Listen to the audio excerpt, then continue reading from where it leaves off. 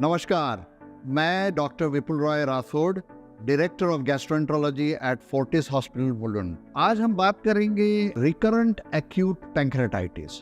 शब्द ही बताते हैं कि बार बार पैंक्रेटाइटिस के एपिसोड या अटैक्स आना। तो ये बार बार अटैक्स क्यों आते हैं? हमारे भारत में कुछ जेनेटिक डिफेक्ट्स हैं जिसको हम SPINK1 म्यूटेशन कहते हैं। ये एक बहुत इंपॉर्टेंट कारण है यंग लोगों में रिकरेंट एक्यूट पैंक्रेटाइटिस का।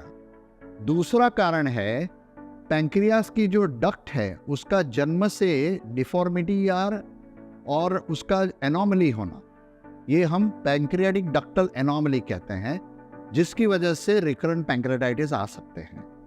तीसरा कारण है, बहुत सारे कारण है, उसमें एक कारण इंपॉर्टेंट ये भी है कि अगर छोटे छोटे पत्थर है गॉल ब्लैडर में जो पिकअप नहीं हो रहे हैं सोनोग्राफी, CT स्कैन, MRI में, और वो पत्थर अगर नीचे आ रहे हैं तो भी पेशेंट्स को 2-3 बार ऐसे एपिसोड्स आ सकते हैं।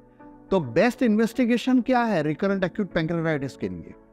द बेस्ट इन्वेस्टिगेशन मेरे अनुभव में, जब से हमने शुरू किया है 1998 से एंडोस्कोपिक सोनोग्राफी भारत में, मेरा ऐसा मानना है कि एंडोस्कोपिक अल्ट्रासाउंड, जिसको हम EUS कहते हैं, वो बहुत अहम इन्वेस्टिगेशन है जो हमें पैंक्रियास के बारे में डिटेल इंफॉर्मेशन देता है, उसका कारण बताता है कि रिकरेंट पैंक्रेटाइटिस क्यों हुआ है, और आगे का जो ट्रीटमेंट रहता है जो अक्सर एंडोस्कोपिक ट्रीटमेंट होता है, जिसको हम एंडोथेरेपी कहते हैं।